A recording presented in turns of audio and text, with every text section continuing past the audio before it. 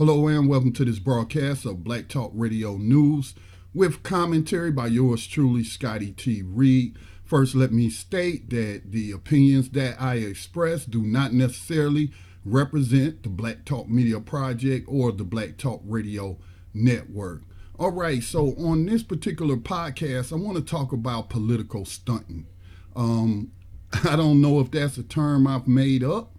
I don't know if it's a term that somebody else made up, but what it relates to is when politicians engage in political stunts, which we are seeing a lot of in this particular political season, or ever since Donald J. Trump became president, okay? And so I have a couple of stories. Well, really, I want to focus on one story, and it's several stories wrapped up in it.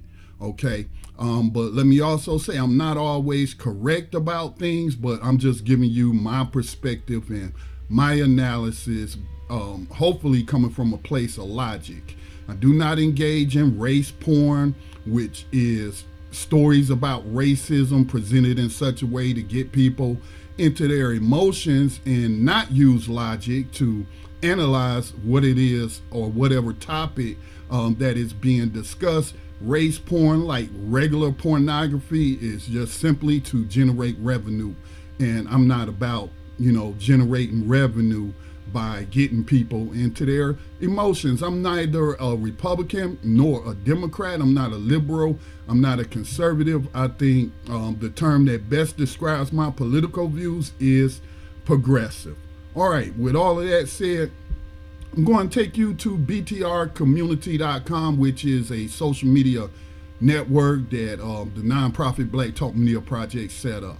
And I want to talk about this story that I saw today about Donald Trump blasting the Chicago police chief as a disgrace. So Donald Trump blasted Chicago police chief Johnson as a disgrace. According to, I think this is Fox News, in a fiery takedown at a law enforcement conference. Now, let me state this, because immigration is going to be brought up by Donald Trump in this story. And I do support immigrant rights to seek political asylum, especially from nations destabilized by U.S. foreign policy, like the drug war, as well as the regime change wars we have seen for many decades across South and Central America. So let me go ahead and pull up this story on Fox News and share with you what Donald Trump said about Johnson. Johnson actually boycotted this conference because he said Trump was going to be there. And I feel like, look, you the police chief of Chicago, this is a police conference, and part of your job is being in the room and being able to find out what is being said, what is being proposed, and it's your job to be there, okay? A police chief is not an activist.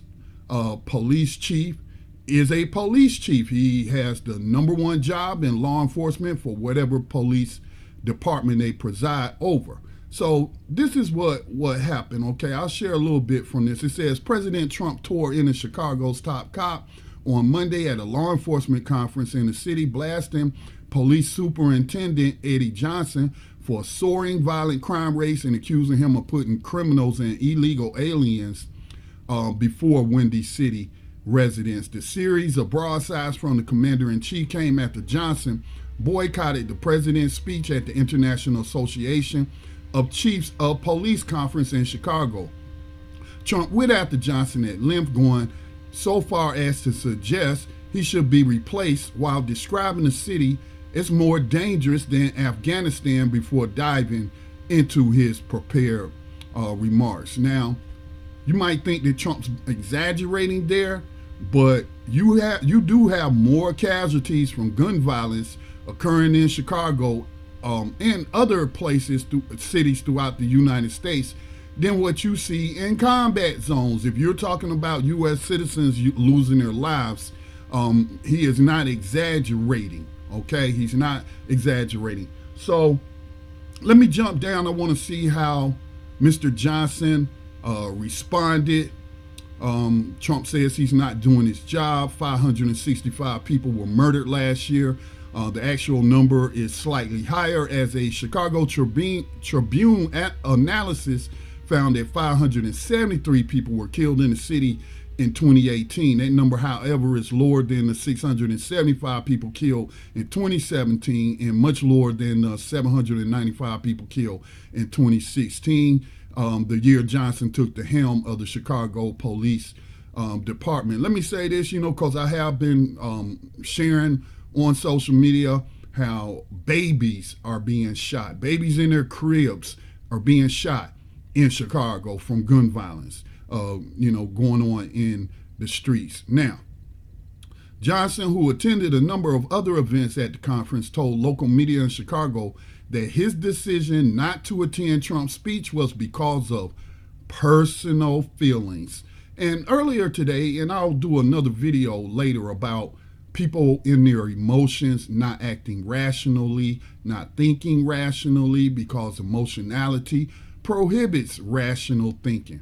I have to take into account, this is Johnson speaking, I have to take into account not just my personal feelings about it, but our core values as a city, Johnson said. We are nothing without trust, and without some of our communities under siege, it just doesn't line up with our city's core values along with my personal values.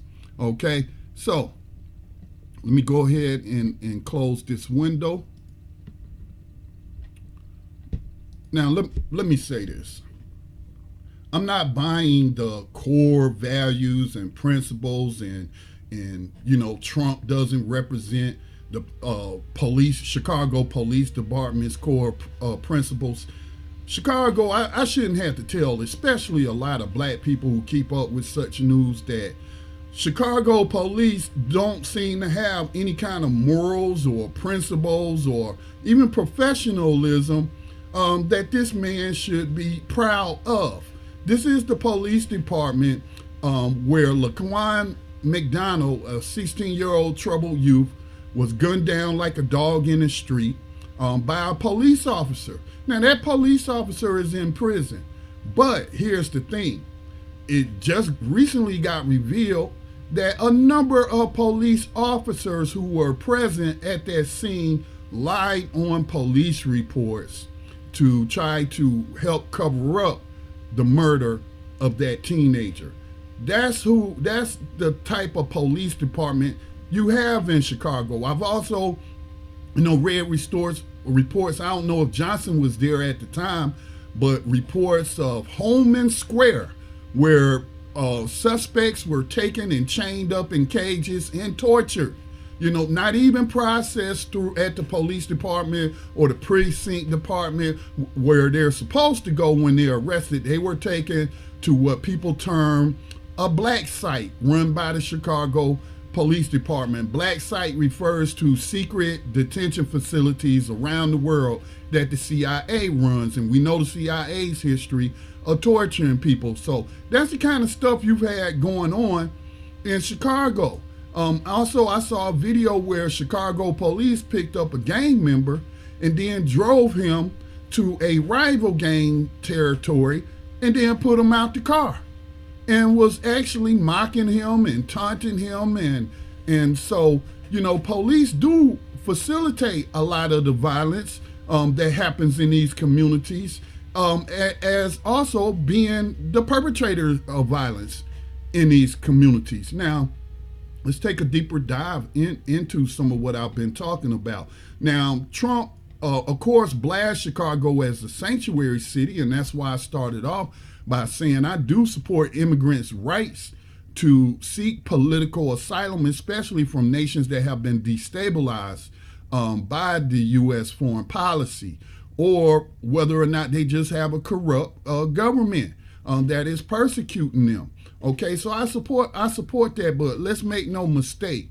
All of these immigrants that's coming across the border without going through the checkpoints are not people who are just seeking a better life. A lot of them are drug smugglers and smuggling drugs. Now, this is something I reported on years ago when the story first came out, But the DEA, yes, the Drug Enforcement Agency, during the Obama administration, I think Michelle Lionheart, don't quote me on that, but I think she was the DEA head at the time. She was appointed by Bush and confirmed by Congress to that position, and Obama just kept her on. And the DEA, due to investigative reporting or journalism, the biggest newspaper in Mexico revealed that the DEA cut a deal with El Chapo's Sinaloa drug cartel. Y'all know El Chapo's in prison right now, but the DEA had a deal with his organization, his criminal drug cartel, that allowed them to smuggle drugs all the way up to Chicago, which was a distribution hub. This is what the U.S. government did, okay? The U.S. government facilitated that drug trafficking. And so I say that to say that you don't think that's part of the violence? You don't think that these Mexican drug cartels are not also perpetrating violence in Chicago? Okay? So, I shared a story in this thread on BTRcommunity.com, why Mexico's Sinaloa cartel loves selling drugs in Chicago. Let's pull it up and get a quick excerpt. And but again, this is something that you can look up. Just look up DEA Sinaloa drug cartel Chicago as your keywords. Chicago is a key to a business moving tons of drugs for billions of dollars. Here's how the whole operation works. This is an article by Jason McGahan in ChicagoMag.com. Let me just go ahead and scroll down. Let me see the handsome. Okay, I'll just read this. On the night that Jesus Vicente Zambada Nible strolled into the lobby of the Sheraton Maria Isabel Hotel in Mexico City, the price on his head was $5 million. The handsome 33-year-old, nicknamed El Vicente Tilo, Pretty Boy Vicente, was a notorious drug capo. He was also the only son of Ishmael El Mayo Zambada Garcia, the number 2 boss of Mexico's powerful Sinaloa cartel, the biggest supplier of illegal narcotics to the United States. For years, the younger Zambada had been on the run from federales as well as from U.S. authorities. But that night in March 2009, he strolled into the hotel for an unlikely midnight tryst with, of all people, 2 agents from the U.S. Drug Enforcement Administration. According to court documents, the meeting had been arranged by Humberto Loya Castro, a consigliere to the cartel, and since 2005, a DEA informant. Zambada didn't know it,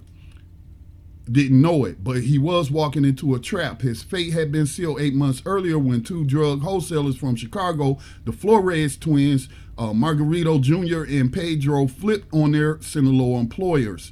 That led authorities on both sides of the border make a series of arrests all the way up to the cartel chain of command to Zambada hours after he left the hotel. Now, look, I'm not going to read all of this, but the DEA allowed them to smuggle these drugs, and in exchange also for information on their rivals. Now, I don't know if this ChicagoMag.com covers this, but it is definitely in other publications like Business Insider has an in-depth article about that. So it may seem like this guy might be writing a cover for the DEA allowing these people. This sounds exactly like the gun walking program where they allow cartel members to purchase guns in Arizona primarily, allow these guns to go into Mexico, and then they have recorded the serial numbers, and then when somebody's murdered by one of those guns, we're going to trace it to the top. Okay, so definitely you want to look that up. But again, people are not really aware of these activities by the DEA and facilitating drugs, but most people in the black community, and I think in the United States, also know that the whole IranContra thing had to also do with the CIA working with another cartel, I think it was in Panama, to allow drugs, cheap cocaine, to come into the United States so that they could raise money to fund death squads, because Congress had prohibited Ronald Reagan from funding death squads to overthrow a democratically elected socialist government in Nicaragua. And it might not be Nicaragua. It may have been another country. But we know that these U.S. intelligence agencies and law enforcement agencies do allow that type of thing to happen. Now, getting back to the violence, another element of the violence, and this is something I talked to Kwabena Rasuli of Clear the Airways Project about, is the homegrown gang violence and the programming of violence via radio stations pushing very violent drill and gangster rap. Radio station corporations, and those corporations like McDonald's, Subway, that underwrite the violent programming bear some responsibility for this societal ill in Chicago. You know, you can't just listen to stuff over and over that's talking about committing acts of violence and think that's not going to be programmed into some people's brain computer, and they're going to act on those impulses. And this is being promoted by mainstream corporations running the radio stations in Chicago and across the United States in these radio markets that feature this type of music. Again, all supported by the advertising dollars of places like McDonald's, Walmart, Subway, you name it. Okay? So that has an impact on the mentality of the people. We as black people cannot always play the victim and not acknowledge our role in harming each other. And, you know, there's really just, besides Kwabena and, you know, a couple of other groups that he works with, we don't really hear any black politicians or black leadership calling out this violent rap and drill music, and where it's talking about shoot an N-word in the face and drugging women, promoting date raping, and also promoting drug dealing. I mean, it's just hypocritical for us to talk about these issues, but don't also talk about all the contributing factors. But it's going to be on us. Donald Trump can't solve that violence. The police can't solve that violence. Again, they have a role in the violence. But it's going to take us. It's going to take those people in those communities to talk to these people who are perpetrating the violence and try to toss some sense into them. And it's also going to take a united effort to get this violent, vile programming off the public airways. Now, you know, again, talking about political stunting. So, not that long ago, Hillary Clinton, after she smeared Tulsi Gabbard without any evidence whatsoever, as a Russian asset. Okay, not long after that, she was already scheduled to attend this women's conference that I think was going to be held in New York. Well, she said whatever the woman's name is in the Trump administration that runs Homeland Security, HHS, the Department of Homeland Security, I think that's, or Health and Human Services. But anyway, Hillary Clinton said, oh, I'm not going because she's going to be there. I'm canceling my appearance. But a lot of people believe she was canceling it because Tulsi Gabbard was also going to be there and had already called her out as being the rat in the Democratic Party and the queen of warmongering. But that's political stunting. That's political stunting. That's to make me seem like I am so compassionate. I don't like what the Trump administration is doing to these children, but yet you got a lot of children killed by supporting regime change or enacting and pushing for regime change policies. Look at all those people killed in Libya. Look at all those people killed in Honduras and other nations that Syria, that Hillary advocated for, pushed very hard, and implemented regime change policies, often using terrorists. If we're talking about Syria, we're talking about Libya. So it's political stunting. Another person that did some political stunting is Kamala Harris. So Donald Trump was given an award by a bipartisan organization for signing the First Step Act into law, which reduce the sentences of thousands of people in, I believe, federal prisons or under federal charges. I'm not sure on the details on that at this moment, but thousands of people, resulting in thousands of people getting released or reduced sentences. So, like I said, I had criticisms of the First Step Act. It wasn't perfect. Still got people in prison who don't belong to be there. But I'll be darned if I'm not going to recognize that Donald Trump signed this into law and released more people from prison than Barack Obama did in his entire term, or Clinton's entire term, or any of those presidents prior to Donald Trump. This is called being objective. This is called acknowledging the facts, and that's just a simple fact. Okay, so he got this award at this criminal justice forum that Kamala Harris was supposed to be at. What did she say? Oh, I'm not going because Trump's going to be there and he's getting an award. This is called political stunting. How can you be president and you can't even be in the same room or attend the same conference with people who are your political opposites? Okay, how you're gonna have to work with Republicans, progressives, libertarians, whatever, in government. If you become president, you're gonna need to get people from across the aisle to support whatever legislative initiative that you're pushing. This is political stunting. This is childish. It accomplishes nothing. It makes a person appear like they have ethics and they're a principle. I don't want to be in the same room as Donald Trump. But then when you look at their record, they're unethical, they're unprincipled, and they have done things to harm people in terms of policy. So this is again political stunting. Okay, I'm not sure if I made this term up or if it's just in my subconscious because I heard somebody else use that term. All right, so now we have the mayor, Lightfoot of Chicago, who also skipped the conference, political stunting. Now I'll cut her a little slack because she just got elected. I'm not cutting her slack on not attending the conference and so-called protest. You're not a protester. You're the mayor. Okay. But you know, I'm not gonna come down too hard on her in terms of being hypocritical because she just got put in the office. All right, we'll see over the next few years or months what she does to enact positive change.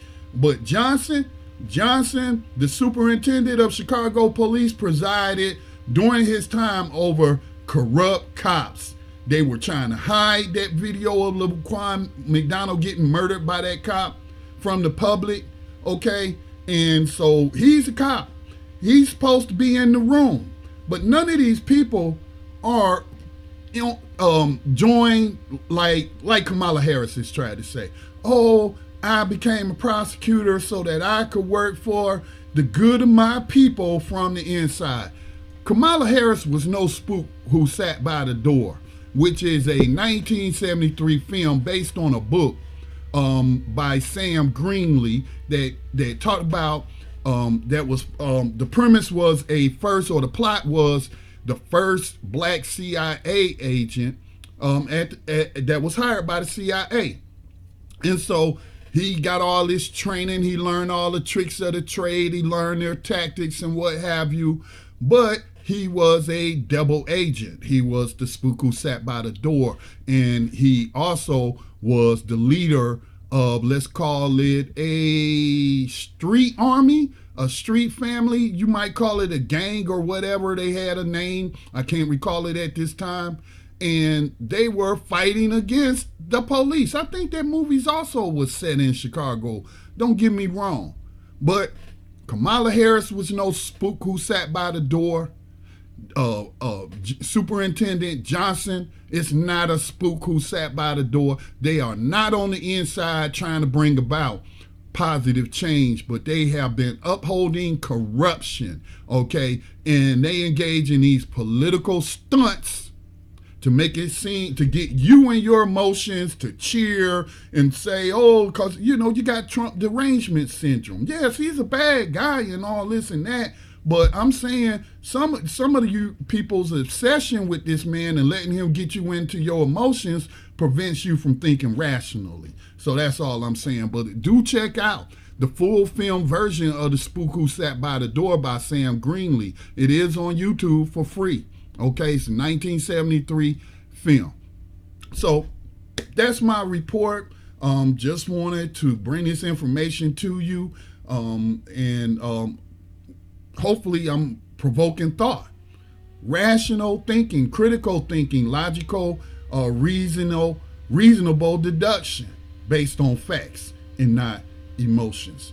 Listen, if you like my commentary and also or my analysis, if you like the other programming that you find on blacktalkradionetwork.com, if you want us to stick around, we're in November we'll be hitting our 11th year in existence as a grassroots nonprofit media organization. Make a donation to Black Talk Media Project today. You can go to blacktalkradionetwork.com. You can also send a check or money order made out to Black Talk Media Project, P.O. Box 65, Mount Holly, North Carolina 28120. You can also join our social media community, btrcommunity.com. It's very similar to Twitter, and it's just a $24 a year subscription, annual subscription. This is how we do our media without any kind of outside influence, by relying on those outside of our community or who do not share our values and our principles from controlling the type of media that we produce. With that said, peace and blessings to all.